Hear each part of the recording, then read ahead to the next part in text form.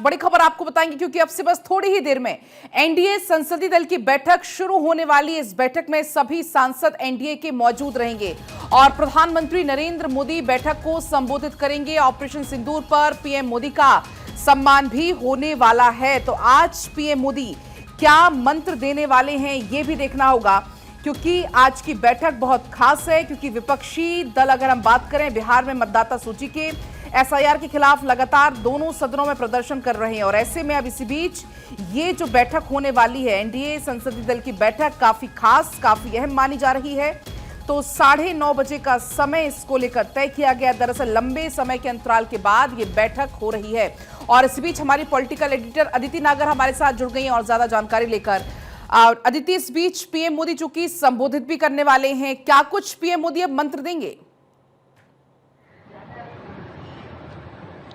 लंबे समय से मैंने ये जैसे भी जब भी संसद दल की बैठक होती है एनडीए की, वो कवर किया है। और जब जब भी संसद दल की बैठक होती है प्रधानमंत्री की अध्यक्षता में, तो हमने हमेशा देखा है कि प्रधानमंत्री कोई एक ऐसा मंत्र छोड़ के जाते हैं जो कहीं ना कहीं गाइड करता है सांसदों को। अब आप देखिए, आपको याद होगा कि जब मॉनसून सत्र की शुरुआत हुई थी पलक, और उस दिन प्रधानमंत्री ने लगभग 20 मिनट का एक संबोधन किया था पत्रकारों को। उसमें उन्होंने कहा था कि ये सत्र बेहद खास है और उसमें एक शब्द का प्रयोग किया गया था कि ये विजय सत्र है, विजय घोष है। तो ऑपरेशन सिंदूर के बाद ये पहला सत्र है और सत्र में भी ये पहले एनडीए की संसदीय दल की बैठक है। अब आपको बता दें, 9:30 बजे जब ये बैठक शुरू होगी तब इस बैठक में सबसे पहले तो ताली की गड़गड़ाहट के साथ प्रधानमंत्री नरेंद्र मोदी का स्वागत किया जाएगा। एनडीए के तमाम जो सांसद हैं, जो संसद के भवन में ही इसकी बैठक होती है, एनडीए के तमाम सांसद तालियों के साथ उनका स्वागत करेंगे।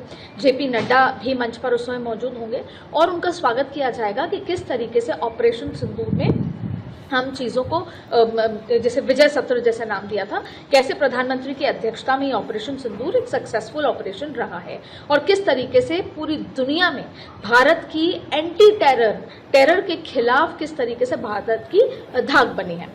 पहली बात। दूसरी बड़ी बात है कि आप देखिए कि जैसा मैंने आपको कहा कि अक्सर जब भी संसद दल की बैठक होती है, प्रधानमंत्री कहीं ना कहीं एक एक मंत्र होता है वो अपने सांसदों को देता है। तो इसको आप मोटिवेशन कार्यशाला की तरह भी देख सकते हैं। तो ये मोटिवेशन कार्यशाला में आप जरूर देखिएगा कि एक ऐसी बात निकल कर आएगी जिसमें प्रधानमंत्री सभी सांसदों को कहेंगे कि राष्ट्र निर्माण के लिए कैसे हमें आगे बढ़ना है, हम सबको एक साथ रहकर, क्योंकि सरकार में कैसे काम करना है, अपने सभी के संसदीय क्षेत्र में कैसे काम करना है, पूरे एनडीए के कुनबे को एक साथ मिलकर कैसे आगे बढ़ना है। दूसरी बड़ी बात है कि तिरंगा यात्रा की चर्चा इसलिए की जाएगी कि आप देखें क्योंकि 15 अगस्त है और उससे एक जो 15 दिन पखवाड़े की बात कर लिया, 7 दिन सभी सांसदों को अपने अपने जो इलाका है वहां पर तिरंगा यात्रा लेकर जानी है। आपको याद होगा वो समय जब हर घर के अंदर, जो कभी देखा नहीं था, 2 साल पहले का मैं जिक्र कर रही हूँ, हर घर के ऊपर तिरंगा लहराता हुआ आपने देखा। और एक कहीं ना कहीं जो वो राष्ट्रवाद वाली जो भावना थी, राष्ट्रहित वाली भावना, और ये मैं तब की बात कर रही हूँ जो बालाकोट हुआ था, हर घर के ऊपर एक तिरंगा लहराया जाता था। एक बार फिर हम 15 अगस्त के साथ खड़े हैं, तो प्रधानमंत्री नरेंद्र मोदी सभी सांसदों को तिरंगा यात्रा को निकालना, राष्ट्रहित की भावना के साथ किस तरीके से देश में जो वो ओतप्रोत होती है उसको आगे लेकर जाने की बात है। तीसरी बड़ी बात है कि बिहार चुनाव भी है, एनडीए मिलकर बिहार चुनाव में उतर रहा है। तो कहीं ना कहीं उससे संबंधित भी कोई जो मूल मंत्र है या यूं कहें कि मोटिवेशन मंत्र प्रधानमंत्री दे सकते हैं कि कैसे हमें आगे बढ़ना है। साथ में वो चुटकी जरूर लेते हैं। तो एक बार फिर वो विपक्ष जिस तरीके से सत्र नहीं चल पा रहा है, जिस तरीके से लगातार हंगामा हो रहा है, और आज से सरकार ने ये फैसला लिया है कि चाहे हंगामा हो, चाहे विपक्ष अनसुनी करे बात, लेकिन हम उस हंगामे में ही स्पोर्ट्स बिल हुआ, तमाम जो बिल हैं उसे पारित कराएंगे। तो प्रधानमंत्री उसको लेकर भी चुटकी ले सकते हैं।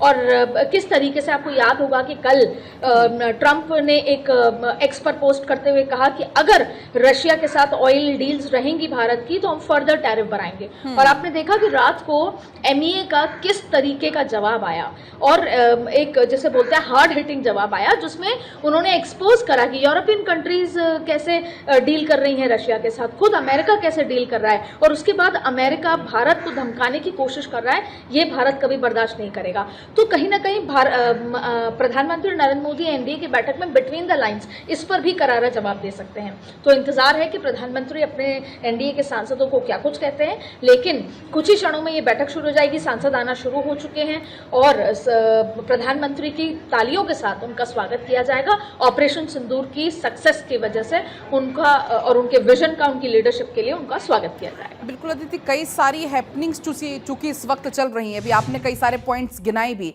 इसी के साथ चूंकि 7 तारीख से उपराष्ट्रपति पद के लिए नामांकन भी शुरू हो जाएगा, तो उस लिहाज से भी ये बैठक काफी खास मानी जा रही होगी।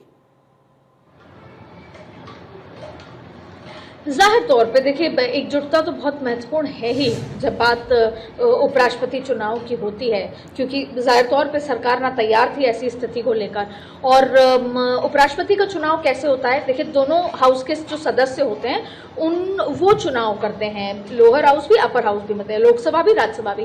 तो आंकड़ों की कोई चिंता नहीं होती है ऐसे में, क्योंकि एनडीए सरकार के पास जो है लोकसभा में अच्छे आंकड़े हैं, तो आंकड़ों की चिंता नहीं है। लेकिन एक सरल तरीके से चुनाव हो जाए लोकसभा, और इसी की वजह से सरकार भी विपक्ष के सांसदों के साथ इस पर चर्चा करेगी कि सहमति के साथ चुन लिया जाए।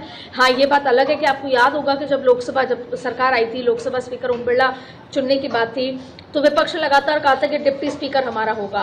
उसके बाद भी तमाम तरीके की बात आई थी। ये भी सुनने में आया था कि क्या विपक्ष इस बार शशि थरूर को वाइस प्रेसिडेंट के लिए लड़ाएगा। तो कल जब हम संसद में मौजूद थे, अंदर थे जब, तब यही कहा गया था कि कहीं ना कहीं सरकार विपक्ष से भी इस मसले पर बातचीत करेगी। तो अगर जहाँ तक बात है वाइस प्रेसिडेंट के चुनाव की, बहुत महत्वपूर्ण अहम ये चीज़ है जो होने वाली है। लेकिन क्योंकि नंबर गेम होता है, ये हाउसेस में नंबर गेम है, तो नंबर गेम में एनडीए बहुत आगे है, इसलिए उसको नंबर की कोई चिंता नहीं है। फिर भी वो ये चाहेगी कि सरल तरीके से ये चुनाव पूरी तरीके से संपूर्ण किया जाए। क्योंकि अदिति भी हमने देखा भी मॉनसून सत्र में एसआईआर को लेकर भी जमकर हंगामा देखने को मिला, ना सिर्फ बिहार में बल्कि हमने दिल्ली में भी देखा किस तरीके से विपक्ष की तरफ से प्रदर्शन किया गया। तो क्या कोई एसआईआर को लेकर भी रणनीति का जिक्र पीएम मोदी इस दौरान कर सकते हैं? देखिए, लगातार रणनीति बन रही है एसआईआर को लेकर, क्योंकि ये बहुत अच्छा सिनेरियो नहीं होता सरकार के लिए कि सत्र नहीं चल पा रहा है। और आपने देखा कि कल 11 बजे सत्र शुरू होता है, फिर 2 बजे तक के लिए स्थगित हो जाता है, और रोज ऐसा ही हो रहा है। केवल 3 दिन ये सत्र चल पाया, वो भी जब ऑपरेशन सिंदूर पे चर्चा थी। अब ऐसे में देखिए, सरकार ने ये तो फैसला लिया है कि बिल तो पारित किए जाएंगे, 7 महत्वपूर्ण बिल हैं। अब लोकसभा स्पीकर ने विपक्ष के सांसदों को बुला के साफ दो टूक कह दिया था कल कि अगर अब आप यही चाहते हैं तो यही ठीक है, लेकिन हम हंगामे में ही अब ये बिल पारित कराने होंगे, और ये आपकी चॉइस है, क्योंकि आप चर्चा नहीं करना चाहते और देश देख रहा है कि आप नए कानून नहीं लाना चाहते और देश हित के लिए, जनहित के लिए। दूसरी बड़ी बात है कि मैंने जैसे कहा कि वो प्रधानमंत्री चुटकी लेने में पीछे नहीं हटेंगे, लेकिन संसद दल की जब बैठक होती है तो एक बहुत ही वैचारिक भाषण होता है इसमें, और उस वैचारिक भाषण में, जैसा मैंने हर बार, ये मेरा एक्सपीरियंस है कि प्रधानमंत्री कोई ऐसा मूल मंत्र दे जाते हैं जो हेडलाइन तो बनता ही बनता है, साथ में सांसदों को वो किसी एक विचार के साथ छोड़ जाते हैं कि हमें, अगर मुझे याद है कि पिछली से पिछली संसद दल की बैठक में भी उन्होंने ये कहा कि हमें ईश्वर ने अगर यहाँ पर बिठाया है, यहाँ भेजा है, तो किसी काम के लिए भेजा होगा, किसी अच्छे काम के लिए भेजा है। तो हमारा दायित्व है कि हम अपने संसदीय इलाके का कैसे विकास के साथ जोड़ें। और उन्होंने कहा कि केंद्र सरकार विकास के लिए प्रतिबद्ध है। सवाल ये है कि क्या आप इस विकास को जन जन तक ले जाना चाहते हैं, क्योंकि आप जनता और केंद्र सरकार के बीच का एक बहुत महत्वपूर्ण कड़ी है।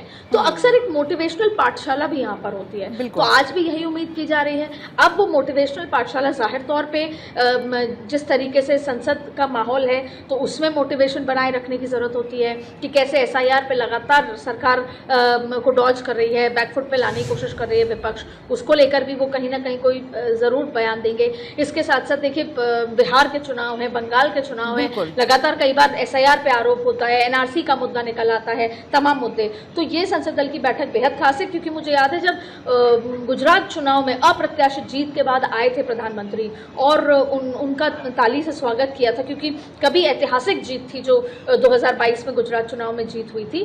तो उस समय भी उन्होंने CR पाटिल जो कि अध्यक्ष हैं, प्रदेश अध्यक्ष, उनका तो स्वागत किया ही, लेकिन उन्होंने तमाम ऐसी बातें कही थी जो एक मोटिवेशन के लिए होती हैं। तो अक्सर कई बार यही वजह है कि अब पीएम मोदी क्या कुछ और संबोधन में कहने वाले हैं, कौन सा मंत्र वो देने वाले हैं, हम दर्शकों तक पहुंचाएंगे। फिलहाल बहुत आपका शुक्रिया पूरी बातचीत के लिए।